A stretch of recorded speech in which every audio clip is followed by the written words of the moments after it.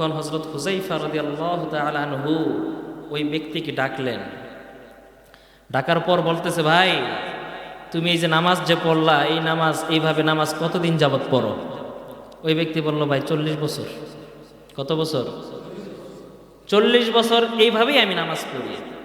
তখন হযরত হুযায়ফা রাদিয়াল্লাহু তাআলা আনহু বললেন যে আল্লাহর কসম, তুমি এইভাবেই নামাজ পড়তেছো, আর এইভাবে নামাজ পড়তে পড়তে যদি তোমার মৌত চলে আসে, এইভাবে নামাজ পড়ে পড়ে যদি তুমি কবরে যাও, তাহলে তুমি মুহাম্মাদুর রাসূলুল্লাহর উপরে যেই দিন, যে ধর্ম দেওয়া হয়েছিল, ওই ধর্মের উপরে তোমার মৃত্যু হবে না। নামাজ কিন্তু পড়ছে। তো ওমর বললেন যে যার ভিতরে নামাজের গুরুত্ব নাই, তাহলে তার ভিতরে অন্যান্য কাজেরও কোনো গুরুত্ব নাই। হযরত ওমর এদের মাধ্যমে যারা নাকি মসজিদের প্রতিবেশী আছে না, মসজিদের আশেপাশের যে বাড়িঘর, দারকুতনির ভিতরে একটা বর্ণনা মারফু রেওয়ায়াতে আসছে যে মসজিদের প্রতিবেশী মানুষ যারা, এদের নামাজ মসজিদে না আসলে নামাজ পরিপূর্ণ হবে না। প্রতিবেশী যারা মসজিদে এসে নামাজ আদায় না করলে নামাজ তাদের পরিপূর্ণ হবে না। কত বড়! সূরা বাকারাতে আল্লাহ পাক প্রথম 5 আয়াতে মুমিনদের বৈশিষ্ট্য বর্ণনা করেছেন, মুত্তাকিনদের। এর পরের 2 আয়াতের ভিতরে আল্লাহ পাক কাফেরদের আলোচনা করেছেন। এর পরবর্তী 8 আয়াতে আল্লাহ পাক মুনাফিকদের আলোচনা করেছেন। তো আমাদের আলোচনা চলে আসছিল ইমানদার মুসলমান মুত্তাকিদের আলোচনা। সেই হিসেবে মুত্তাকি কারা হবে? মুত্তাকি হলো এরা যারা প্রকাশ্যে এবং গোপনে সব সময় আল্লাহকে ভয় করে, আল্লাহর ভয়েই নেক কাজগুলো করে, আবার আল্লাহ পাকের ভয়েই গুনাহগুলো ছেড়ে দেয়। এরা হলো মুত্তাকি। শুধুমাত্র নেক কাজ করে যারা, এদেরকে মুত্তাকি বলে না। অথবা শুধুমাত্র গুনাহ থেকে বেঁচে থাকে, এদেরকেও মুত্তাকি বলে না। বরং মুত্তাকি বলা হয় ইজতিনাবুন নাওয়াহি ইমতিসালুল আওয়ামির, যে আল্লাহ রাব্বুল আলামিনের ভয়ে নেক আমলগুলো করে, আবার আল্লাহ রাব্বুল আলামিনের ভয়ে গুনাহগুলোকেও ছাড়ে।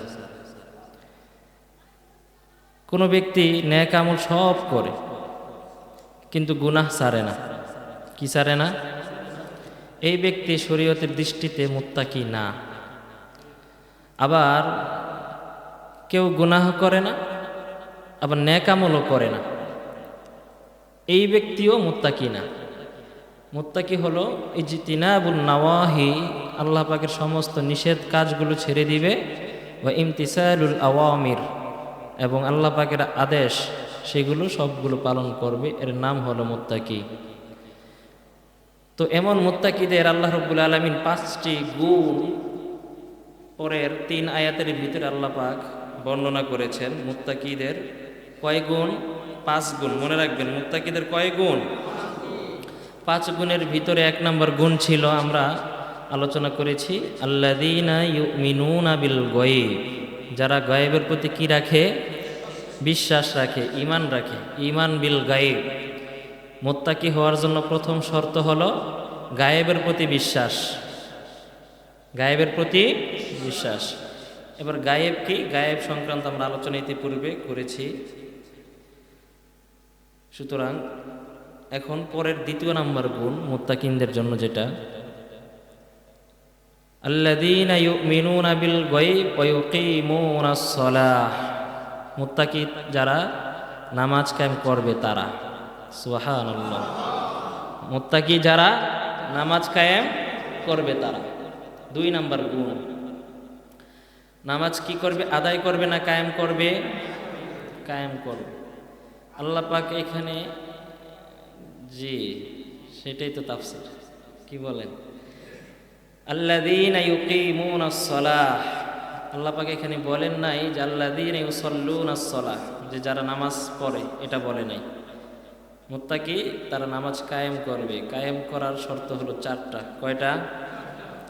4 কাজের মাধ্যমে নামাজ কি হয়? কায়েম হয়। 1 নম্বর হলো নামাজকে তার সঠিক সময়ে সময় মতো আদায় করা। 1 নম্বর। 2 নাম্বার হলো নামাজকে জামাতের সাথে আদায় করা। 3 নাম্বার শর্ত হলো নামাজের ফরজ, ওয়াজিব, সুন্নত যে রুকনগুলো রয়েছে প্রতিটা রুকন সুন্দরভাবে যথাযথভাবে আদায় করা।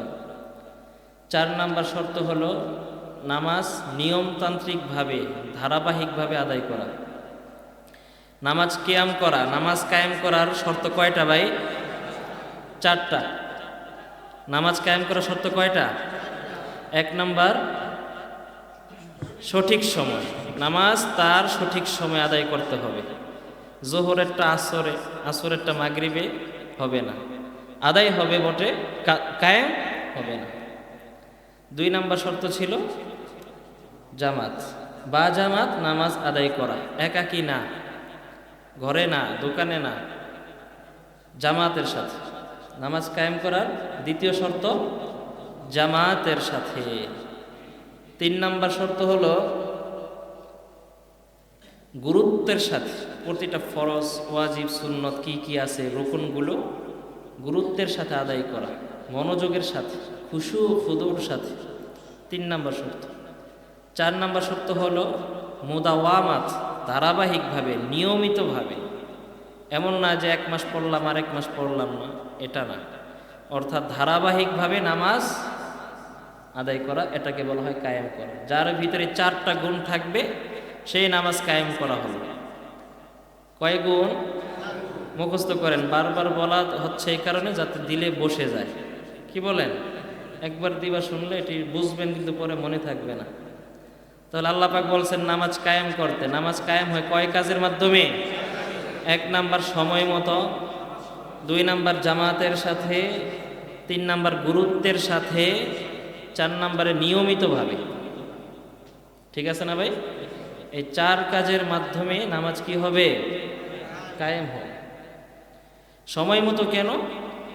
আল্লাহ পাক কোরআনে বলছেন ইন্নাস সালাতা কানাত আলাল মুমিনিনা কিতাবাম মাওকুতা, যে নিশ্চয়ই আমি নামাজ ফরজ করেছি তার নির্ধারিত সময় আদায় করার জন্য।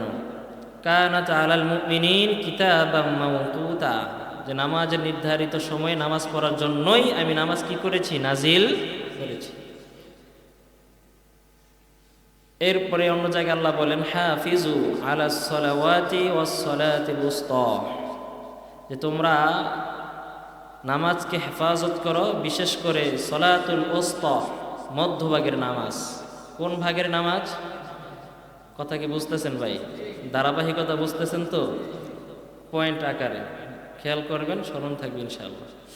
আল্লাহ বললেন যে আমি আদেশ করেছি বান্দাদেরকে হাফিজু, তারা যেন হেফাজত করে, আলাস সলাতি, নামাজকে, বিশেষ করে সলাতুল উসতা, যেটা মধ্যভাগের নামাজ। সব নামাজ তো হেফাজত করবেই, বিশেষভাবে মধ্যভাগের নামাজকে আল্লাহ পাক গুরুত্বের সাথে বলছেন। মধ্যভাগের নামাজ দ্বারা কোন নামাজ উদ্দেশ্য? অধিকাংশ মুফাসসিরিনে কিরাম বলেন মধ্যভাগের নামাজ দ্বারা উদ্দেশ্য হলো সলাতুল আসর। কি নামাজ? সলাতুল আসর। কারণ এর অনেকগুলো কারণ আছে। 1 নম্বর কারণ হলো সলাতুল আসর মধ্যভাগের নামাজ এজন্য, কারণ আসর নামাজের আগেও দেখবেন 2 ওয়াক্ত আছে, পরে 2 ওয়াক্ত আছে না? তো এই হিসেবে বাহ্যিক মনেই হয় যে এটা মধ্যভাগের নামাজ। আবার কেউ কেউ এটাও কারণ দর্শিয়েছেন যে আসরের নামাজের সময় মানুষের একটু অবহেলা, অলসতা বেশি থাকে। ওই সময়টা দুপুরবেলা খাবার খাওয়ার পর যখন শোয় বা কোথাও গিয়ে বসে, তখন আর আসর নামাজে আসতে মন চায় না, অলসতাটা কাজ করে তখন। এই কারণে আসরের নামাজকেই, সলাতুল উসতা দ্বারা আসরের নামাজকে উদ্দেশ্য করা হয়েছে। তাহলে নামাজকে সময় মতো আদায় করতে হবে, এই কথাটা মনে রাখবেন, পরবর্তীতে আবার আলোচনা আসবে। 2 নম্বরে জামায়াতের সাথে নামাজ আদায় করা। আল্লাহর হাবিব সাল্লাল্লাহু আলাইহি ওয়াসাল্লাম সাহাবীদেরকে বলেন যে আমার মনে চায় যে আমি একদল যুবকদেরকে ডাকি, একদল যুবকদেরকে ডাকি, ডাকার পর আমি সবাইকে আদেশ করি যে তারা যেন শুকনো লাকড়ি জোগাড় করে। এরপর আমার মনে চায় তারা এই লাকড়িগুলোকে আগুন লাগিয়ে দেয় ওই সমস্ত ঘরবাড়িতে, যেই সমস্ত ঘরবাড়িতে পুরুষ মানুষ আছে, নামাজ পড়ে ঘরে কিন্তু মসজিদে আসে না। কে বলতেছে এই কথা? নবীজি। যে আমার মনে চায় ওই সমস্ত ঘরবাড়ি আগুন দিয়ে জ্বালিয়ে দেই যেই সমস্ত ঘরে পুরুষ মানুষ থাকে কিন্তু নামাজে তারা মসজিদে আসে না। আমার মনে চায় পুড়িয়ে দেয়, কিন্তু পোড়াই না দুইটা কারণে। এক নাম্বার কারণ হলো ওই ঘরের ভিতরে মহিলারা আছে, দুই নাম্বার কারণ ছোট ছোট বাচ্চা বৃদ্ধ বৃদ্ধারা আছে। এই কারণে আমি আদেশ করি না। নবীজি বলছেন নইলেই আমি আদেশ করতাম এদের ঘর বাড়িগুলো পোড়াইয়া দিতে। কেমন নবী বলে জানেন?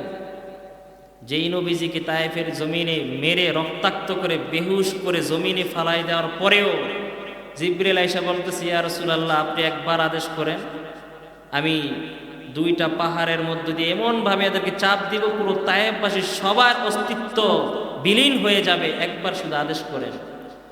দয়ার নবী মায়ার নবী বলছেন, না ভাই জিবরাইল,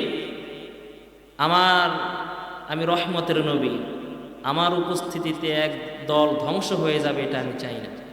তারা হয়তো বুঝে নাই, এই কারণে আমাকে মানে নাই, কিন্তু তাদের পরবর্তী জেনারেশন মানবে। সেই নবী এই কথা বলতেছে যে মনে চায় এদের ঘর বাড়ি জ্বালাই দিতে। উহুদের ময়দানে রসুলের শিরস্ত্রাণ, যেটা মাথার উপরে যেটা হেলমেট পরে লোহার, যুদ্ধের ক্ষেত্রে যেটা সৈন্যরা যেটা পরে মাথার উপরে, দেখছেন না আপনার? এরকম এক জালিমের তরবারির আঘাতে রসুলের মাথার উপরে আঘাত দিয়েছে, লোহার শিরস্থানের একটা কড়া ভেঙ্গে নবীজির এইভাবে ঢুকে গিয়ে একটা দাঁত, 3টা দাঁত ভেঙে গেছে। কড়াটা আর বের করতে পারছিল না। অনেক সাহাবীরা চেষ্টা প্রচেষ্টা করার পর হযরত আবু বকর সিদ্দিক রাদিয়াল্লাহু তাআলা আনহু দাঁত দিয়ে কামড় দিয়ে এই কড়াটা বের করছে। আরেক সাহাবীর আগে চেষ্টা করেছিল, দাঁত দিয়ে কামড় দিতে গিয়ে তার সামনে 2টা দাঁত পড়ে গেছে ওই সাহাবীর। এরপরও সে ছাড়ে না, সে তারপর আনার জন্য চেষ্টা করতেছে নবীর এই কড়াটা বের করার জন্য। অন্যান্য সাহাবীরা কইতেছে, ভাই পাগলামি করিও না, তোমার 2টা দাঁত ভেঙে গেছে, তুমি ছেড়ে দাও, আমাদেরকে সুযোগ দাও। নবীজি কড়া বের করা হইল, অচেতন হইয়া বেহুশ হইয়া নবীজি একটা গর্তের ভিতরে পড়ে গেল। একের পর এক তীর উপর দিয়ে আসছিল। তালহা নামক এক সাহাবী রসুলের উপরে ঢাল হয়ে শুয়েছিল, সমস্ত তীরগুলো ওই সাহাবীর পিঠের উপরে বিঁধছে। প্রায় 80 থেকে 90টার মতো তীর বিদ্যার দাগ ওই সাহাবীর পিঠে পাওয়া গেছে। এরপর নবীজি ওই সমস্ত জালিমদের বিরুদ্ধে বদদোয়া করে নাই। এই দয়ার নবী মায়ার নবী কি বলতেছে? যে আমার মনে চায় ওই ঘর বাড়িগুলো জ্বালিয়ে দেই যেই ঘরের ভিতরে পুরুষ আছে, মসজিদে আসে না নামাজের জন্য। নামাজ পড়ে ঘরে কিন্তু মসজিদে আসে না। আমার মনে চায় এদের ঘর বাড়িগুলো জ্বালিয়ে দিই। জামাতের সাথে নামাজ, আল্লাহু আকবার, 2 নাম্বার শর্ত। 3 নাম্বার শর্ত ছিল কি? গুরুত্বের সাথে ফরজ, ওয়াজিব, সুন্নত, নফল, মুস্তাহাবগুলো খেয়াল করে করে করে করে আদায় করা। নামাজের ভিতরে কিছু জিনিস আছে সুন্নত, কিছু জিনিস আছে মুস্তাহাব। মুস্তাহাব কোনটা জানেননি? যেমন রুকু থেকে আমরা উঠি, উঠার পরে কি বলি? রব্বানা লাকাল হামদ। এরপর আরো একটা বাক্য আছে, হামদান কাসীরান তাইয়িবান মুবারাকান ফীহি। এই দোয়াটা পড়াটা কি? মুস্তাহাব। পড়লে আপনি সওয়াব পাবেন। এগুলো জানা এবং আদায় করা। এরপরে 2 সিজদার মাঝখানে সোজা হয়ে বসার সময় একটা দোয়া আছে। আপনি প্রথমে সিজদায় গেলেন, সিজদা থেকে মাথায় উঠে বসলেন, বসার পর আবার দ্বিতীয় সিজদা দিবেন। এই মাঝামাঝি বসাটার মধ্যে একটা দোয়া আছে, আল্লাহুম্মা গফিরলি ওয়ারহামনি ওয়াআফিনি ওয়ারযুকনি। এভাবে দোয়া আছে। আল্লাহুম্মা গফিরলি, আল্লাহ মাফ করেন, ওয়ারহামনি, আল্লাহ আপনি আমার উপর রহম করেন, ওয়ারযুকনি, আল্লাহ আপনি আমাকে রিজিক দেন, ওয়াআফিনি, আল্লাহ আপনি আমাকে সুস্থ রাখেন, নিরাপত্তা দেন। সুবহানাল্লাহ। সব চাওয়া হয়ে গেছে, আর কিছু বাকি আছে? বাস এই যে এই দোয়াগুলো করেন, 2 সিজদার মাঝখানে বৈশা এটা পড়েন। এগুলো হচ্ছে মুস্তাহাব।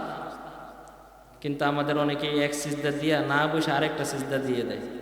এই যে দুই সিজদার মাঝখানে সোজা হইয়া বসা, এটা একটা রোকন। তো নামাজের একটা রোকন আপনি আদায় করছেন না, নামাজও হবে না।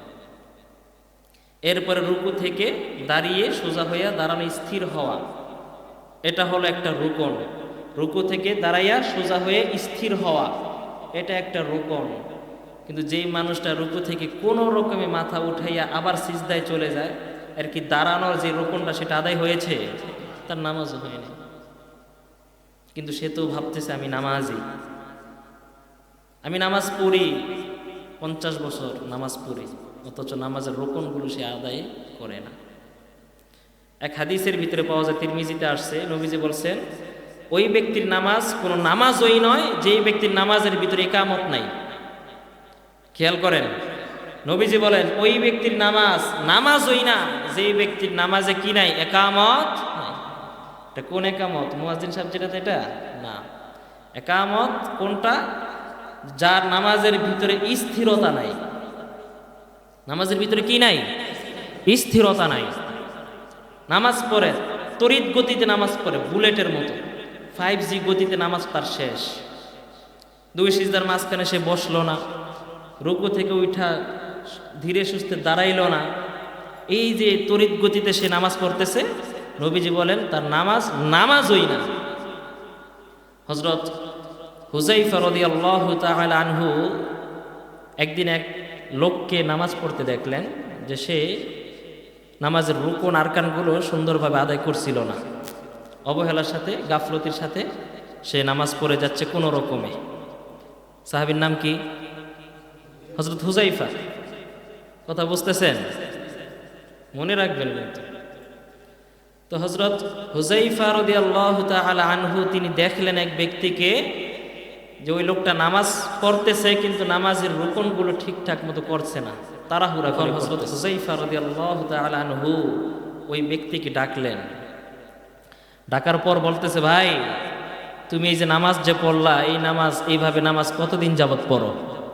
ওই ব্যক্তি বলল, ভাই 40 বছর। কত বছর? 40 বছর এইভাবেই আমি নামাজ পড়ি। তখন হযরত হুযায়ফা রাদিয়াল্লাহু তাআলা আনহু বললেন যে আল্লাহর কসম, তুমি এইভাবে নামাজ পড়তেছো, আর এইভাবে নামাজ পড়তে পড়তে যদি তোমার মৌত চলে আসে, এইভাবে নামাজ পড়ে পড়ে যদি তুমি কবরে যাও, তাহলে তুমি মুহাম্মদুর রাসূলুল্লাহর উপরে যেই দিন, যে ধর্ম দেওয়া হয়েছিল, ওই ধর্মের উপরে তোমার মৃত্যু হবে না। নামাজ কিন্তু পড়ছে, কিন্তু বলতেছে এইভাবেই যদি তুমি নামাজ পড়ে কবরে যাও, তাহলে তুমি মুসলমান হয়ে কবরে যাইতে পারবা না। কত বড় কথা! আল্লাহ! এজন্যই তো বলা হয়েছে ফাওয়াইলুল লিল মুসাল্লিন। ওয়াইল নামক জাহান্নাম কাদের জন্য? মুসল্লিদের জন্য। কাদের জন্য? এই কথাটা শুনলে বয়াতিরা খুশি হয়ে যায়। দেখছো, আমরা নামাজ পড়ি না, আমরাই ভালো, আর নামাজ পড়ে হারাই যাবে জাহান্নামে। আল্লাহ! তাহলে নামাজ কায়েম করতে হবে।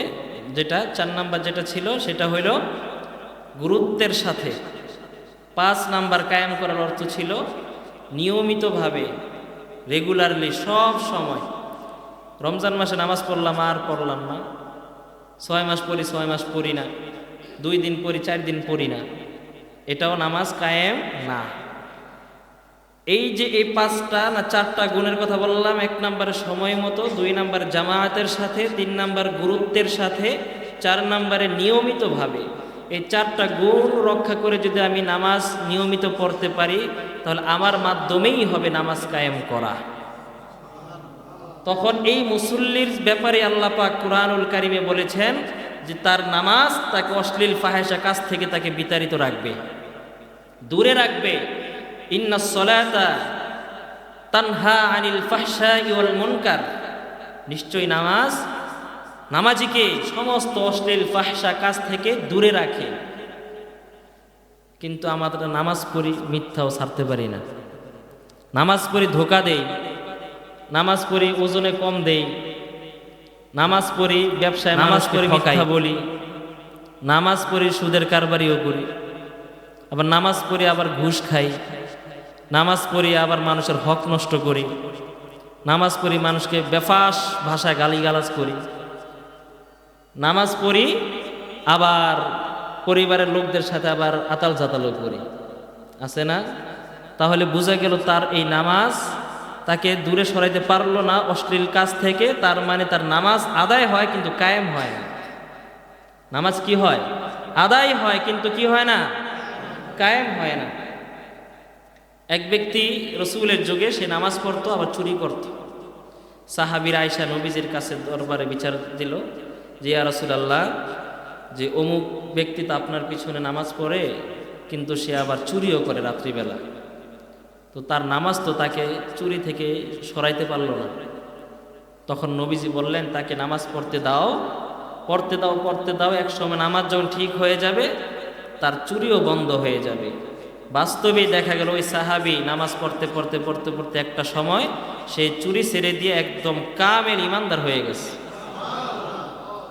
আল্লাহ পাক আমাদের সবাইকে এই 4 গুণ বিশিষ্ট নামাজ পড়ার মাধ্যমে নামাজ কায়েম করার তৌফিক দান করেন। প্রিয় হাজিরিন, আল্লাহ রাব্বুল আলামিন বলেন ফাখলাফা মিন বা'দিহিম খলফুন আযাউস সালাতা ওয়াত্তাবাউশ শাহাওয়াত ফাসাউফা ইয়ালকাউনা গায়্যা। আল্লাহ বলেন যে এদের পরবর্তী এমন কিছু লোকদেরকে আমি জমিনে বসবাস করার সুযোগ করে দিলাম, আযাউস সালাহ, যারা কি করছে? নামাজকে নষ্ট করে দিছে। কি করছে? কোরআনের কথা মজা লাগে না? লাগে না? আজকে সুরমুন নাই তো মজা লাগতেছে না নাকি? বুঝতেছি চেহারার ভিতরে এক একটা আজকে ঘুম ঘুম চলাইতেছে। ঘুমাইতেছেন কেটা? একটা হাত তুলেন দিই। মাশাআল্লাহ, দুইজন আমরা ঘুমাইলে আবার হাত তোলা যায়। নর্মাল সেন্স, ঘুমাইলেও হাত তোলা যায়, মাশাআল্লাহ। তো আল্লাহ পাক বললেন তাদের পরবর্তী এমন জেনারেশন আসবে আযাউস সালাতা, যারা নামাজকে কি করে দিবে? নষ্ট করে দিবে। খেয়াল করেন, কারণ কোরআনের আয়াতের কিছু আদব আছে, এজন্য ওইভাবে বলতে হয়।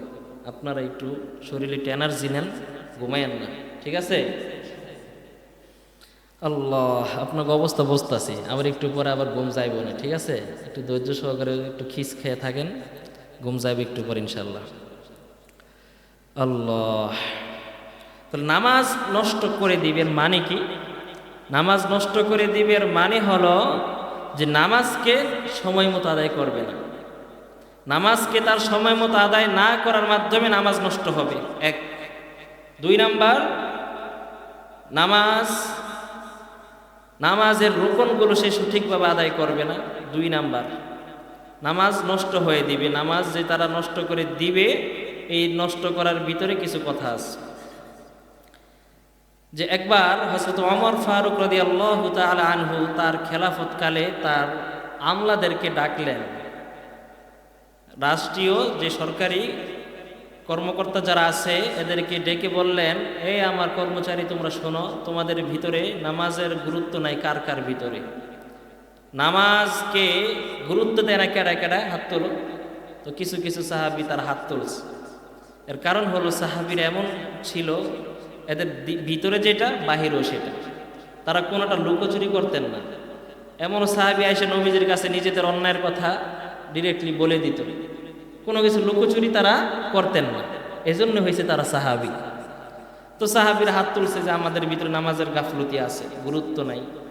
তখন হযরত ওমর বললেন যে যার ভিতরে নামাজের গুরুত্ব নাই তাহলে তার ভিতরে অন্যান্য কাজেরও কোনো গুরুত্ব নাই। হযরত ওমর এদের মাধ্যমে কোনো কাজ নিতেন না, যারা নামাজের গুরুত্ব নাই এদের মাধ্যমে কোনো কাজ নিতেন না হযরত ওমর। এ কারণে ওই সময়ে আপনার নামাজ নষ্ট হয়ে যাবে, নাম নষ্ট করে দিবে, এই আয়াতের উপরে সাহাবীরা অটল ছিলেন যে আমাদের মাধ্যমে যেন নামাজ নষ্ট না হয়, কারণ নামাজ তখন তারা গুরুত্বের সাথে পড়তেন। তাহলে কি বললাম? নামাজ যে নষ্ট হয় কয় কাজের মাধ্যমে? 1 নাম্বার হলো নামাজকে আপনার গুরুত্বের সাথে না পড়া। 2 নাম্বার, নামাজ নষ্ট হয় এর তাফসিরের ভিতরে আসছে নামাজ ঘরের ভিতরে পড়া। সল্লু ফিল বাইত, ঘরের ভিতরে নামাজ পড়ার মাধ্যমে জামাত কায়েম হচ্ছে না, এর মাধ্যমে নামাজ নষ্ট হয়ে যাবে। হাদিসের একটা কিতাব আছে দারাকুতনি, এই দারাকুতনির ভিতরে একটা বর্ণনায় আসছে যে যারা নাকি মসজিদের প্রতিবেশী আছে না, মসজিদের আশেপাশে যে বাড়িঘর, দারাকুতনির ভিতরে একটা বর্ণনা মারফু রেওয়ায়াতে আসছে যে মসজিদের প্রতিবেশী মানুষ যারা, এদের নামাজ মসজিদে না আসলে নামাজ পরিপূর্ণ হবে না। প্রতিবেশী যারা মসজিদে এসে নামাজ আদায় না করলে নামাজ তাদের পরিপূর্ণ হবে না। কত বড় কথা, মারফু রেওয়ায়াতে আসছে। অর্থাৎ নামাজকে যারা নষ্ট হয়ে যাবে, এর কয়েকটা অর্থ। এক নম্বর অর্থ হলো নামাজকে সময় মতো পড়বে না। দুই নম্বর অর্থ হলো নামাজের রুকনগুলো ঠিকঠাক মতো আদায় করবে না, এই ঠিকঠাক মতো আদায় করবে না। তিন নম্বর হলো নামাজ জামাতের সাথে পড়বে না, ঘরে পড়বে। এই ব্যাপারে একটা হাদিস বললাম, মারফু রিওয়ায়াতের হাদিস, সেটা হলো দারাকুতনির ভিতরে আসছে যে যারা মসজিদের প্রতিবেশী, এই সমস্ত মানুষগুলো পুরুষ মসজিদে না আসলে এদের নামাজ পরিপূর্ণই হবে না, অপূর্ণই থেকে যাবে এদের নামাজগুলোকে। এ কারণে যেই ব্যক্তিগুলো মসজিদের ভিতরে নামাজের জন্য আসে, এদের জন্য একটা সুসংবাদ আছে যে যারা রাত্রিবেলা অন্ধকারে পায়ে হেঁটে মসজিদে এসে জামাতে হাজির হয়, কিতাবের ভিতরে পাওয়া যায় অন্ধকারে পথ হেঁটে যেই মানুষগুলো জামাতে আসবে, কাল কিয়ামতের ময়দানে তার জন্য পুরো হাসর আলোকিত হয়ে যাবে। এরপরে জামাতের সাথে নামাজ আদায় করলে, জামাতের সারা আদায় করলে 25 গুণ, আরেক রিওয়ায়াতে আসছে 27 গুণ সওয়াব বেশি। একাকী নামাজ এবং জামাতের নামাজ পার্থক্য হলো জামাতের নামাজ 27 গুণ সওয়াব বেশি। শুধু তাই নয়, হাদিসের ভিতরে পাওয়া যায় যখন কোনো ব্যক্তি ঘর থেকে মসজিদের উদ্দেশ্যে যখন বের হয়, তখন তার প্রতিটি কদমে কদমে আল্লাহ পাক এক একটি করে নেকি লিখে দেয়। খুত্তাতা আনহু খতিয়াতুহু, এবং প্রতিটা কদমে কদমে আল্লাহ পাক তার পিছনের একটি গুনাহ মাফ করে দেয়। এরপরে 3 নাম্বার যে ফজিলত, যে ওই ব্যক্তি যখন মসজিদে আসে, আসার পরে যখন সে নামাজে শুরু হয়ে যায়, নামাজ যখন শুরু হয়ে যায়, সে যতক্ষণ পর্যন্ত নামাজে থাকবে ততক্ষণ পর্যন্ত রহমতের ফেরেশতারা তার জন্য রহমত এবং মাগফিরাতের দোয়া করতে থাকে। ফেরেশতারা বলে, আল্লাহুম্মা সল্লি আলাইহি ওয়ারহামহু, আল্লাহ আপনি এই ব্যক্তির উপরে অনুগ্রহ করুন এবং তার উপরে দয়া করুন। সুবহানাল্লাহ। এটা আপনি নামাজের জামাতে ছাড়া এই ফজিলত অন্য জায়গায় পাবেন না। বাহিরে ঘরে যেখানেই পড়েন, জামাতের সাথে না পড়লে এই যে কদমে কদমে সওয়াব, কদমে কদমে গুনাহ মাফ এবং ফেরেশতাদের মাগফিরাতের দোয়া, এটা জামাতে যারা পড়বে তারাই পাবে, ঠিক কিনা? এ কারণে জামায়াতের সাথে নামাজ আদায় যদি কেউ না করে, তাহলে তার নামাজ আদায় হয়, বাকি কিয়াম হয় না, কায়েম হয় না। আর আল্লাহ পাক নামাজ আদায়ের কথা বলেন নাই, বলছেন নামাজ কায়েম করতে। কোনো জায়গায় আপনি পাবেন না যে আল্লাহ পাক বলছেন যে নামাজ কি করো, আদায় করো, কোথাও না। আল্লাহ পাক বলছেন নামাজ কায়েম করতে। এই কারণে আপনার নামাজের যেই সমস্ত মাসআলাগুলো আছে, তার মধ্যে আমাদের কিছু মাসআলা পরিষ্কার থাকা উচিত। অনেক ভাইরা নামাজের সহজ মাসআলাগুলো জানেন না, বয়স হয়ে যাওয়ার কারণে তারা কাউকে জিজ্ঞাসাও করতে পারে না। নামাজের ভিতরে আমরা একবার বলেছিলাম মাগরিবের সময় যে কিরাতের ব্যাপারে, ইমাম যখন কিরাত পড়বে তখন মুক্তাদির কোনো কিরাত পড়ার সুযোগ নাই। ওয়া ইযা কুরিআল কুরআন ফাসতামিউ লাহু ওয়া আনসিতু লাআল্লাকুম তুরহামুন, যখন ইমাম কিরাত পাঠ করবে তখন তোমরা চুপ থাকো এবং শ্রবণ করো। ওয়া ইযা ক্বরানাহু ফাত্তাবিউ কুরআনা, যখন কেরাত পাঠ করা হয় ফাত্তাবিউ কুরআনা, তখন তোমরা ওই কেরাতটাকে অনুসরণ করো, মানে কেরাতটাকে শোনো। সুবহানাল্লাহ। তিরমিজি শরীফের শুরুতে একটা হাদিস আসছে, ইন্নামা জুইলাল ইমাম লিউতাম্মিমা বি ফাইদা রাকাআ ফারকাউ ফাইদা সাজাদা ফাসজুদু ফাইদা ক্বরাআ ফানসুতু। তিরমিজির শুরুতে হাদিসটা আসছে, ওইখানে বলা হয়েছে যে ইমাম রাখা হয় ইমামকে ফলো করার জন্য, ইমামকে অনুসরণ করার জন্য। সুতরাং ইমাম যখন কিরাত পাঠ করে তখন তোমরা চুপ থাকো, ইমাম যখন রুকুতে যাওয়ার তাকবীর দেয় তোমরাও রুকুতে যাও, ইমাম যখন সিজদা দেয় তোমরাও সিজদাতে যাও। এরপরে বলছেন ওয়াইদা ক্বালাল ইমাম গায়রিল মাগদুবি আলাইহিম ওয়ালাদ-দাল্লিন ফাকুলু আমিন ফাইন্নাল মালাইকাতা আমিন ক্বালাল আমিন। এরপর হাদিসের শেষের দিক দিয়ে আসছে যখন ইমাম গায়রিল মাগদুবি আলাইহিম ওয়ালাদ-দাল্লিন পড়ে তখন তোমরাও আমিন বলো, কেননা ওই সময় ফেরেশতারাও আমিন বলে। আর মুক্তাদি যেই মুক্তাদির আমিনটা ফেরেশতার আমিনের সাথে মিলে যাবে গুফিরা লাহু মা তাকদ্দামা মিন যামবি, ওই মুক্তাদির পিছনে সমস্ত গুনাহ মাফ করে দেয়। এজন্য নামাজের শেষে আমিন আমরা বলবো নিচু আওয়াজে, আস্তে আওয়াজে, জোরে না। বুঝতে পারছেন? একদল আবার জোরে আমিন কে চিল্লায় পুরো মসজিদ ফাটালায়। আপনি যখন নামাজে যাচ্ছিলেন তাহাজ্জুদের সময়, হযরত আবু বকর সিদ্দিক রাদিয়াল্লাহু তাআলা আনহুর বাড়ির পাশ দিয়ে যাচ্ছিলেন, নবীজি দেখলেন যে ঘর থেকে তাহাজ্জুদের নামাজে দাঁড়িয়ে কোরআন তেলাওয়াত হচ্ছে, সেই আওয়াজ নবীজি শুনতে পাইছেন। তো নবীজি কান দিয়ে শুনলেন যে হযরত আবু বকর সিদ্দিক নামাজ পড়তেছে তাহাজ্জুদ, আর একদম নিচু আওয়াজে সে তিলাওয়াত করতেছে। এরপর আরেকটু সামনে গেলেন, সামনে যাওয়ার পর দেখলেন হযরত ওমর, সে তার বাড়িতে নামাজ আদায় করতেছে এবং তিলাওয়াত করতেছে, কিন্তু অনেক জোরে জোরে। পরদিন সকালবেলা হযরত আবু বকর এবং হযরত ওমরকে রাসূল ডাকলেন, ডাকার পর বললেন যে তোমরা দুজন নামাজ পড়তেছিলে, আমি কালকে দেখেছি। হে ভাই আবু বকর, আপনি এই যে এখন এই যে বলতেছে ভাই আবু বকর, যে তোমাকে দেখলাম তুমি যে কোরআন তেলাওয়াত করতেছিলা, ওটা তো এত ক্ষীণ আওয়াজে কেন, এত নিচু আওয়াজে কেন? তখন আবু বকর বললেন, ইয়া রাসূলুল্লাহ, আমি যাকে শোনাইতে চাই তিনি জোরে আওয়াজও শোনেন, আস্তে আওয়াজও শোনেন, এই কারণে আমি আস্তে পড়তেছি। ওমরকে জিজ্ঞাসা করলো, তুমি দেখলাম অনেক উঁচু আওয়াজে পড়তেছো, কারণ কি? হযরত ওমর বললেন, ইয়া রাসূলুল্লাহ, আমি কোরআন তেলাওয়াত করতেছি, আমি শয়তানও দূর করতেছি, শয়তান দূর করতেছি। অর্থাৎ কোরআন পাকের আয়াতের শব্দ যত দূরে যায় শয়তান এর ভিতরে ঢুকতে পারে না। এই কারণে তাকবীর দিবেন জোরে, আল্লাহর নাম নিবেন জোরে, তাহলে শয়তান দূরে সরবে। বুঝেন নাই? তো নবীজি বললেন, ওয়ালা তাজহার বিসলাতিকা ওয়ালা তুখাফিত বিহা বাইনা যালিক, যে তুমি নিজের বুদ্ধি খাটাইয়া নিজের যুক্তি দিয়া তুমি ক্ষীণ আওয়াজে পড়লা, আর তুমি তোমার যুক্তি অনুযায়ী তুমি উঁচু আওয়াজে পড়লা। মনে রাখবা, ইসলাম যার যার যুক্তিতে চলে না, ইসলাম তার নিজস্ব গতিতে চলে। নিজ যুক্তিতে ইসলাম মানবেন হবে না। আপনাকে ইসলাম মানতে হলে ইসলামিক স্কলারদের থেকে নিয়ে দিক নির্দেশনা নিয়ে আপনাকে মানতে হবে। হযরত আবু বকর কিন্তু তার নিজস্ব যুক্তিতে সে কিন্তু আসতে পড়ছিল, যুক্তিটা কিন্তু খারাপ না, তাকওয়ার কাছাকাছি ছিল।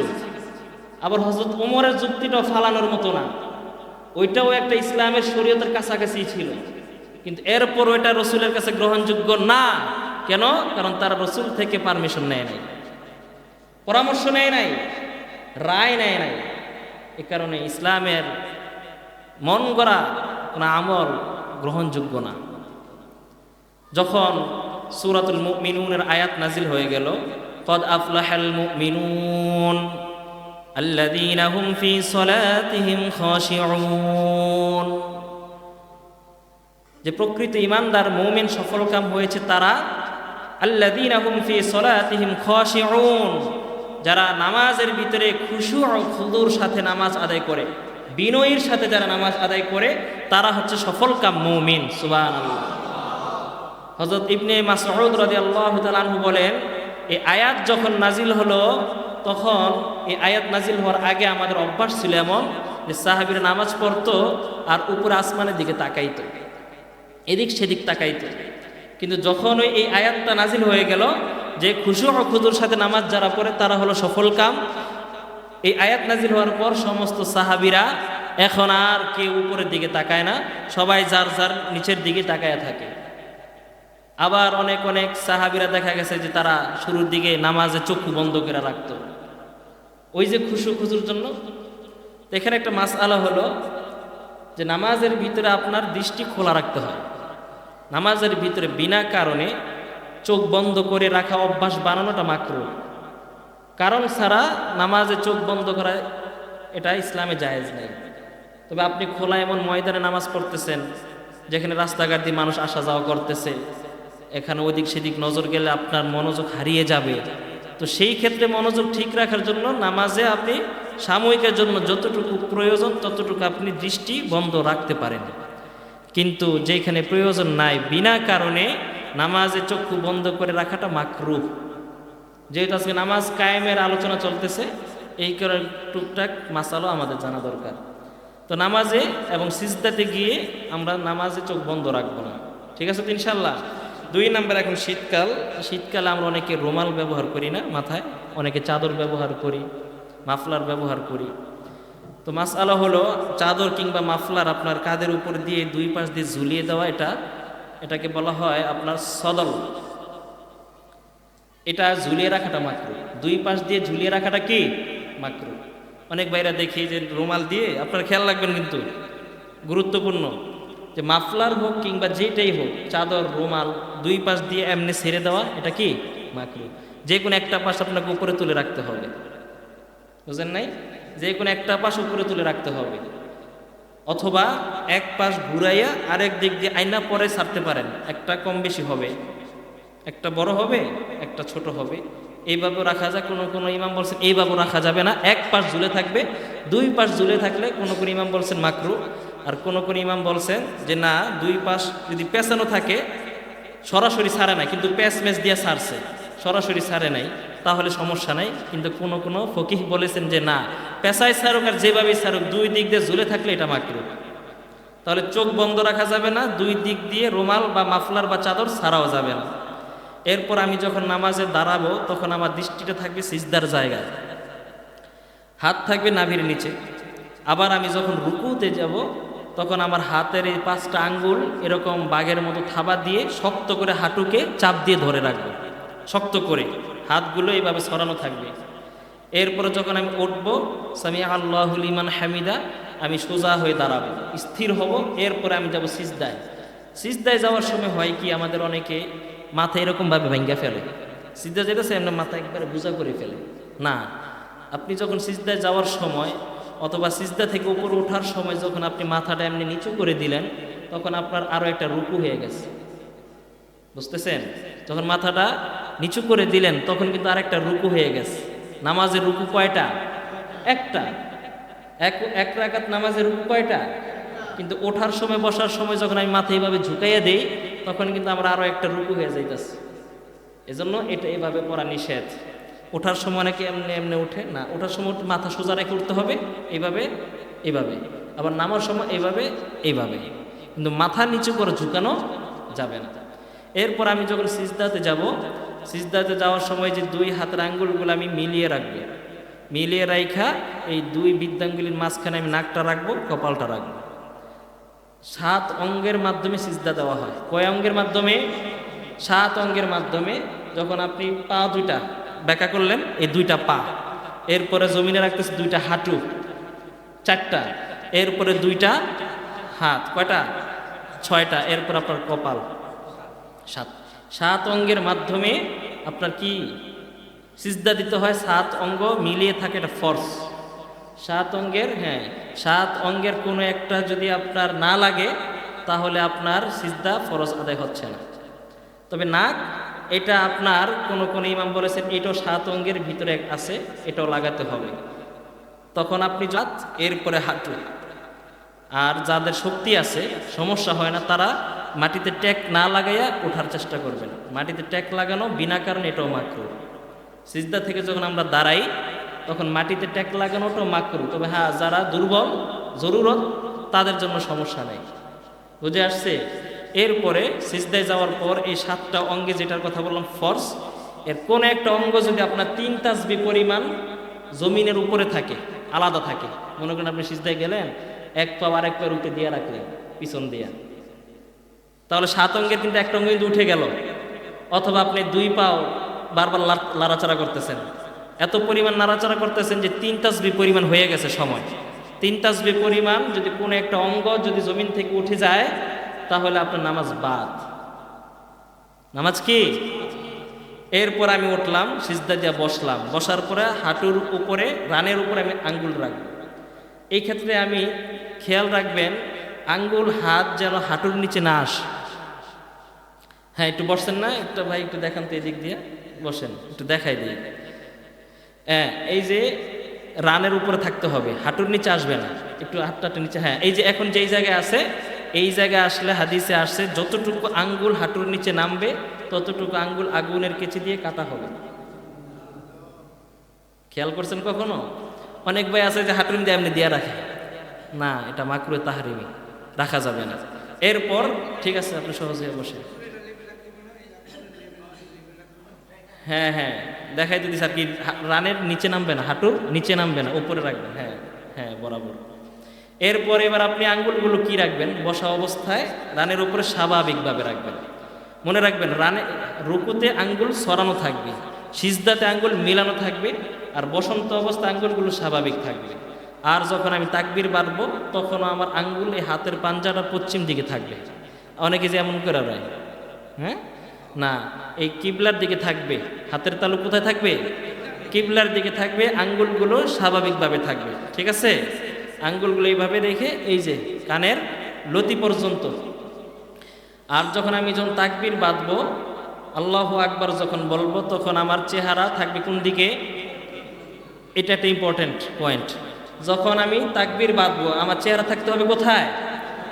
অনেক ভাইরা আছে তারা তাকবীর বাঁধে মাথা নিচের দিকে দিয়ে, ফেস জমিনের দিকে দিয়ে দেয়, চেহারা নিচের দিকে দিয়ে দেয়, তাহলে তার চেহারা কিবলার দিকে হচ্ছে না, তাহলে তার তাকবীরে তাহরিমাটা কিন্তু সঠিক হচ্ছে না। এরকম আছে না? নিচের দিকে দিয়া দেখছেন আপনারা? এরকমও কিন্তু আছে। আবার আপনার অনেক সময় আছে, অনেক ভাইয়েরা আপনার সিনা ঘুরা যায়। আবার অনেকে আছে সিজদাতে গেলে একটা সিনা কাজ করে দেয়, সিজদাতে গিয়ে ডান দিকে অথবা বাম দিকে একটা কাজ করে দেয় সিজদা। এরকম দেখছেন আপনারা? সিজদাতে গিয়া বরাবর দুই সিনা থাকবে না, কিন্তু সেই দুই সিনার ভিতরে একটা সিনা কাজ করে দেয়। এটা হচ্ছে ইহুদিদের নামাজ। ইহুদিদের একবার তাফসিরে বলছিলাম কিনা আপনাদেরকে মনে আছে কিনা, যে এরা হযরত মূসা আলাইহিস সালামকে বলছেন তুমি যাও তাওরাত নিয়ে আসো। তখন তারা গেছে, আনার পরে এরপর 70 জনকে নিয়ে গেছে, 70 জন বেয়াদবি করছে, আল্লাহকে দেখতে চাইছে, আল্লাহ পাক 70 জনকে মৃত্যু দিয়ে দিছে। এরপর হযরত মূসা বলছে, আল্লাহ এই 70 জন আমার সাথে আসছে প্রতিনিধি, সবাইরে আপনি মৃত্যু দিয়ে দিলেন, এখন যদি আমি এলাকায় যাই সবাই তো আমার মেরা ফেলবে, আপনি মেহেরবানি কইরা আমার উপরে দয়া করেন, 70 জনের বাঁচাই দেন। তো 70 জন আল্লাহ পাক বাঁচাই দিল, একটা দয়া করলো না? এই যে এত বড় একটা নিয়ামত পাওয়ার পরেও ওইটা কয় আমরা আল্লাহর আবার দেখতে চাই, আল্লাহকে আবার দেখতে চাই। তখন তাদের বেয়াদবি ধৃষ্টতার কারণে আল্লাহ পাক একটা পর্বত পাহাড়কে তাদের উপরে উঠাই তুলছে, উপরে উঠিয়ে ধরছে, এই যে তোরা ইমান আনবি নাহলে কিন্তু পাহাড় দিয়ে তাদের একবারে লেভেল করে দেব। তখন তারা সাথে সাথে আল্লাহকে ইমান এনে সিজদাতে গেছে। সিজদাতে গিয়া তারা ডান দিক কাত করে বাম দিকে তাকায় দেখে যে উপরে পাহাড়টা আছে নাকি। কোরআনের কথা। তো ওই যে ওই দিন তারা যে একদিকে কাত করে যে সিজদা দিছিল, এখন ওইটাকে ইহুদিদের সিজদা বলে। বুঝে আসলো? সুতরাং এইভাবে নামাজ পড়লো নামাজটা পরিপূর্ণ হচ্ছে না। নামাজে আপনার কাঁধ দুটোটাই সমান রাখতে হবে, সমান, এবং সিজদাতে গিয়ে চোখ বন্ধ রাখা যাবে না। ছোটবেলায় মনে নাই, কিতাবে পড়ছি না, কিন্তু কোন উস্তাদের থেকে শুনছি যে সিজদাতে গিয়ে যারা চোখ বন্ধ রাখে তারা নাকি জান্নাতে গেল নাকি কানাইয়া থাকবে। জানেন এটা হাদিসের কথাটা কি, নাকি হুজুর হয়তো ভয় দেখাইছে, ছোটবেলায় শুনছিলাম আর কি। তো যাই হোক, জান্নাতে তার কেউ অন্ধ থাকবে না, এটা তো কথা সত্য। বাকি সিজদাতে গিয়ে অন্ধ থাকা যাবে না, চোখ বন্ধ রাখা যাবে না। এরপরে আমি যখন আপনার সালাম ফিরাবো, ও যে মানুষটা নামাজে বসে যে এরকম করে, হ্যাঁ নামাজে কোনো খুশু খুশু থাকে না, নজর তারেক দিকে। এই কারণে আঙ্গুল তোলাটা মুস্তাহাব, এমন না যে সুন্নত ওয়াজিব, কিচ্ছু না, এটা মুস্তাহাব। তবে খেয়াল রাখতে হবে মুস্তাহাব আদায় করতে গিয়ে যাতে আপনার নামাজ নষ্ট না হয়, এটা খেয়াল রাখা চাই। এটা তুলবেন কখন? হ্যাঁ, আশহাদু আল্লা ইলাহা ইল্লাল্লাহ, এই যে এইভাবে এইভাবে করবেন। এই যে মনে করেন হাতটা, ঠিক আছে, রানের উপর আমার হাতটা, আশহাদু আল্লা ইলাহা ইল্লাল্লাহ, এই যে আমার হাতটা এবার কোন অবস্থাতে আছে দেখছেন? এই যে এখানে মধ্য আঙ্গুল এবং বৃদ্ধাঙ্গুল দ্বারা একটা গোলাকার হয়েছে না, এবং এই দুই আঙ্গুল কিন্তু এই যে মুষ্টির ভিতরে চলে আসছে। আর এই যে হাতটা যে আঙ্গুলটা যে তুলেছিলাম, এই আঙ্গুলটা কিন্তু এবার এইভাবে এই যে মাটিতে অর্থাৎ পায়ের সাথে লেগে থাকবে, এভাবেই থাকবে। বাকি সময় দুরূদ শরীফ দোয়ায়ে মাসুরা পর্যন্ত এটা আর আগের মতো করবেন না, এটা এভাবেই রাখবেন। ঠিক আছে? এটা আমাদের যাত্রাবাড়ি এক বড় মুরব্বী শায়েখ আহমদ ঈসা হাফিজাহুল্লাহ উস্তাদ, তিনি মুহিউস সুন্নাহ, সুন্নতের অনেক বড় একজন আমলদার ব্যক্তি। রসুলের কোনো টুকিটাক ছোট্ট কোনো সুন্নত সে জানা শর্তে ছাড়ে না। এই উস্তাদ তিনি আমাদেরকে ছোটবেলায় এই পুরান ঢাকা বংশাল নাজিরা বাজারে গিয়ে আমাদেরকে এই নামাজের যেটা আজকে আপনাদেরকে দিলাম তালিম, এই তালিমটা হুজুর দিয়েছিলেন আমাদের ছোটবেলায়, এখনো মনে আছে। হ্যাঁ, এইভাবে তোলার পর আশহাদু আল্লা ইলাহা ইল্লাল্লাহ নামানোর পর এইভাবে হাতটা রাখবেন, পুরোটা সময় হাত এভাবেই রাখবেন। এরপরে ডানে বামে সালাম ফিরাইবেন। আরেকটা হলো অনেকেই আঙ্গুল তোলার পর আঙ্গুল জায়গায় এদিকে এদিকে একবার পুরা কামানের মতো এদিকে খেলি পড়ে না, আঙ্গুল থাকবে সোজা। আপনি কি বুঝাইলেন? আশহাদু আল্লা ইলাহা ইল্লাল্লাহ, এইভাবে দিয়ে এইভাবে আঙ্গুলটা রাখবেন সোজা। সালাম ফিরানোর সময় যখন আমি বসবো বৈঠকে, তখন আমার নজর থাকবে কোন দিকে? না, যখন বসবো তাশাহুদের বৈঠকে যখন বসা অবস্থায় তখন নজর কোথায়? হ্যাঁ, কোলের দিকে নজর থাকবে, কোলের দিকে। এইভাবে আমরা নজর থাকবে কোলের দিকে। এরপর মাথা তুলে ডান দিকে সালাম ফিরাবেন, কাঁধের দিকে নজর রাখবেন, আবার সালাম ফিরাইয়া বাম কাঁধের উপরে কি রাখবেন? সালাম ফিরাইবেন, নজর রাখবেন। আর মনে মনে নিয়ত রাখবেন যে আমি ডান কাঁধের ফেরেশতা এবং ডান দিকে যত মুক্তাদি আছে সকলের নিয়ত করলাম। আর যদি একা পড়েন তাহলে নিয়ত করবেন ডান কাঁধের ফেরেশতা যারা আছে। বুঝে আসছে? এইভাবে সালাম ফিরানোর পর আপনি এক রেওয়ায়েতে আসছে আস্তাগফিরুল্লাহ পড়বেন, আরেক রেওয়ায়েতে আসছে আল্লাহু আকবার বলবেন। দুটোটাই যেটা ইচ্ছা সেটাই পড়বেন, কোনো ইখতিলাফ বিতর্ক চাই না।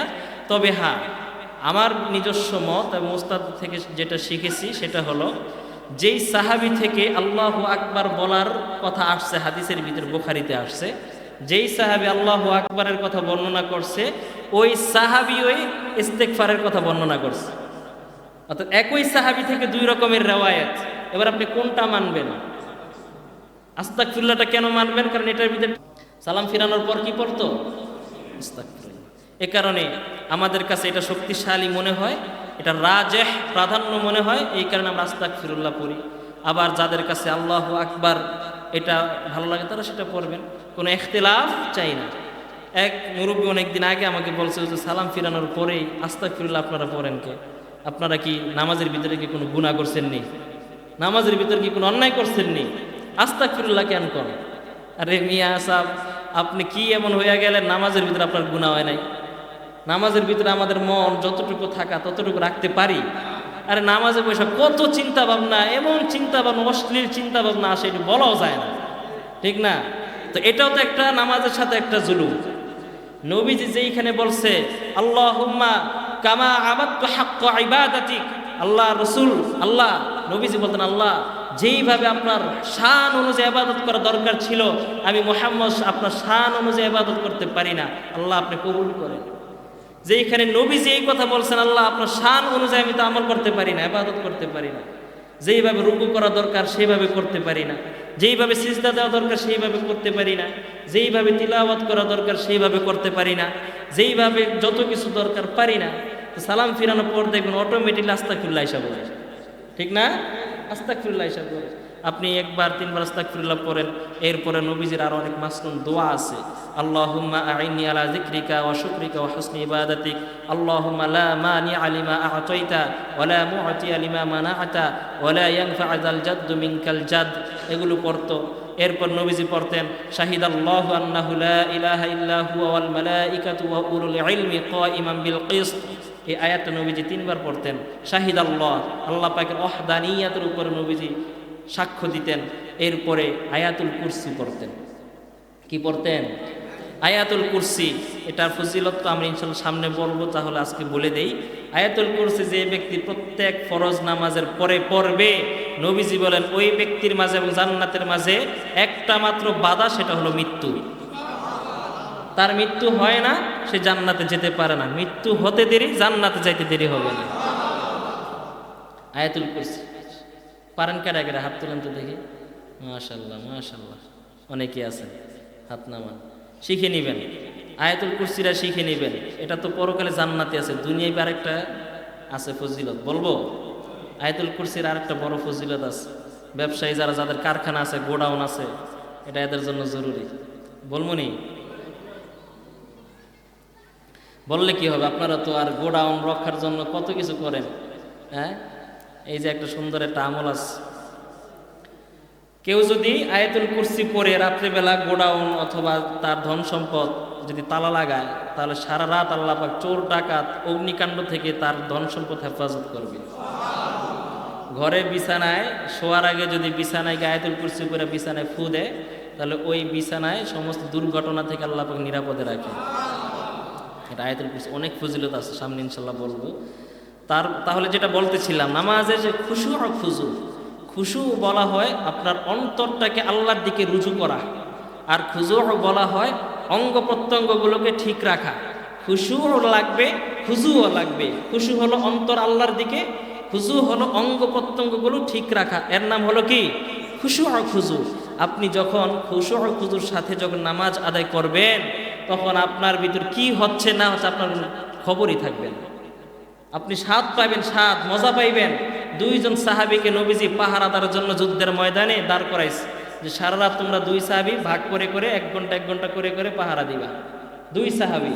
তা এক সাহাবীকে, ভাই তুই পাহারা দিয়ে আমি 1 ঘন্টা ঘুমাই, আবার 1 ঘন্টা শেষ হইলে তুই আমার জায়গায় দিবি, আমি পাহারা দিব। তো সাহাবী চিন্তা করলো ঠিক আছে। তো ওই সাহাবী পাহারা দিচ্ছে পাহাড়ের উপরে দাঁড়াইয়া, মুসলমান সেনাপতি সবাইকে পাহারা দিতেছে। তো ওই সাহাবী চিন্তা করলো দাঁড়াই তো আছি, একটু নামাজে দাঁড়াই যাই।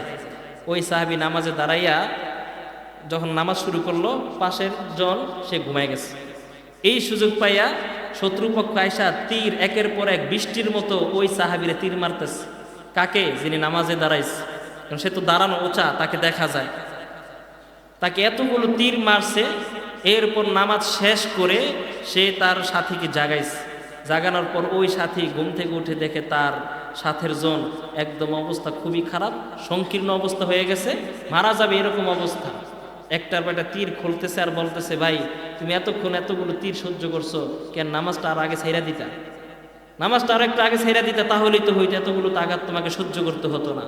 ওই সাহাবী বলতেছেন, ভাই ছাড়বো কিভাবে? আমি নামাজের যে সূরাটা নিছি, ওই সূরাটা এত মজা লাগছে, সূরাটাকে ভাঙতে মন চাচ্ছিল না। সূরাটাকে ভাঙতে মন চাচ্ছিল না। নামাজের ভিতরে কি পরিমাণ মনোযোগ তাদের ছিল। হযরত আলী রাদিয়াল্লাহু তাআলা আনহুর ব্যাপারে আসছে যে তাকে একবার শত্রুপক্ষ তাকে তীর মারছে। এখন এই তীরটাকে আর বের করতে কাউকে হাতে ধরতেই দিচ্ছে না, অনেক ব্যথা, কোনো সাহাবীকে ধরতেই দিতেছে না তীর বের করবে। তো অন্যান্য সাহাবীরা বলতেছেন, ভাই একটু সহ্য করো, কিছুক্ষণ পর নামাজে হযরত আলী যখন দাঁড়াইবে তখন তীরটা বাইর করবে।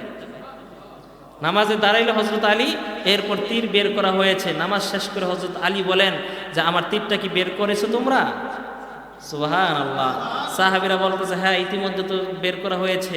হযরত আলী বললেন, আমি টেরই পাই নাই। এই ছিল নামাজের প্রতি তাদের মনোযোগ। হযরত ওমর রাদিয়াল্লাহু তাআলা আনহু একদিন ফজর নামাজের জন্য মসজিদে যাচ্ছিলেন। তখন তিনি খলিফা। হযরত আবু বকর দুনিয়াতে নাই, হযরত রাসূল করিম সাল্লাল্লাহু আলাইহি ওয়াসাল্লাম তিনিও দুনিয়াতে নাই। খলিফা এখন হযরত ওমর। তিনি যাচ্ছিলেন, এখানে তাইয়ারিরা, বিরোধী দলেরা হযরত ওমরকে টার্গেট করে তারা দূর থেকে আপনার তরবারি নিক্ষেপ করছে। তরবারির আঘাতে জর্জরিত হয়ে রক্তক্ষরণ হচ্ছিল। হযরতে ওমর এরপরও তিনি নামাজে গেলেন, নামাজ আদায় করলেন। নামাজ আদায় করার পর তিনি আসলেন। আসার পর বলতেছে যে, সাহাবীরা বলতেছে, আপনার অবস্থা তো অনেক খারাপ, আপনি নামাজটা এখন না পড়লে তো হতো, অনেকগুলো আপনার ব্লাডিং হচ্ছে, রক্ত পড়ছে, শরীরটা দুর্বল হয়ে গেছে, আগে আপনার এটা ঠিক করার তারপর আপনি নামাজটা পড়তেন। তখন হযরত ওমর বলছে, না আমি কি নামাজ পড়বো না? কারণ যার ভিতরে নামাজ নাই তার ভিতরে ঈমান নাই। হযরত ওমর বলছে, নামাজ যার ভিতরে নাই তার ভিতরে ঈমান নাই। হযরত ইবনে মাসউদ রাদিয়াল্লাহু তাআলা আনহু থেকে একটা বর্ণনা আসছে, তিনি বলেছেন যে আমাদের যুগে, কাদের যুগে? সাহাবীদের যুগে। তিনি বলছেন যে সাহাবীদের যুগে, আমাদের যুগে নামাজ কেউ বাদ দিত না একমাত্র মুনাফিক ছাড়া। মুনাফিক ছাড়া নামাজ কেউ বাদ দিত না, সবাই নামাজ পড়তেন।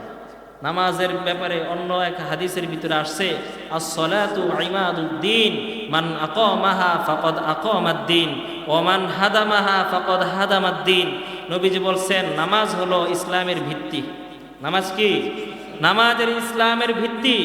যে ব্যক্তি নামাজকে কায়েম করলো সে দিনকে কায়েম করলো, আর যে ব্যক্তি নামাজকে নষ্ট করলো ফাকাদ হাদামাদ্দিন, সে দিনকে নষ্ট করলো। নামাজ অনেক গুরুত্বপূর্ণ একটা ইবাদত, যেটা ফরজ হয়ে যায় আসমানে। ফরজ হয়েছে কোথায়? আসমানে, যেটার ব্যাপারে সর্বপ্রথম হাসরে জিজ্ঞাসা করা হবে নামাজের ব্যাপারে, কবরে জিজ্ঞাসা করা হবে সেই নামাজ। ওই নামাজ যদি কারো ঠিক হয়ে যায় তাহলে তার নিজের ব্যক্তি জীবনও ঠিক হয়ে যাবে, দুনিয়া আখিরাত উভয়টা ঠিক হয়ে যাবে।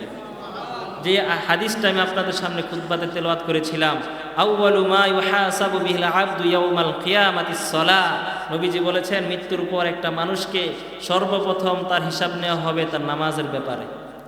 নবীজি বলছেন তার প্রথম হিসাবটা যদি স্বচ্ছ হয়ে যায় তাহলে তার বাকি সমস্ত প্রশ্নগুলো আল্লাহ মাফ করে দিবে। আর যদি নামাজের হিসাবে সে যদি ধরা খেয়ে যায় তাহলে প্রত্যেকটা ঘাটিতে ঘাটিতে সে ধরা খেয়ে যাবে। এই যাবৎ যা কিছু শুনলেন, নামাজ ছাড়া কোনো গতি আছে বলেন? নামাজ না পড়ে কি ইমান ঠিক থাকে? থাকে না। মন পরিষ্কার থাকলে তো ইমান ঠিক থাকে নাকি? নামাজ না পড়লেও যাদের ইমান আছে এদেরকে বলতে চায় দাঁত ব্রাশ না করলেও মুখ পরিষ্কার আছে। দাঁত ব্রাশ না করলে মুখ পরিষ্কার থাকে, এটা যেমন একটা মূর্খতা। যারা নামাজ না পড়ে আমাদের ইমান আছে, এটা তত বড় মূর্খতা।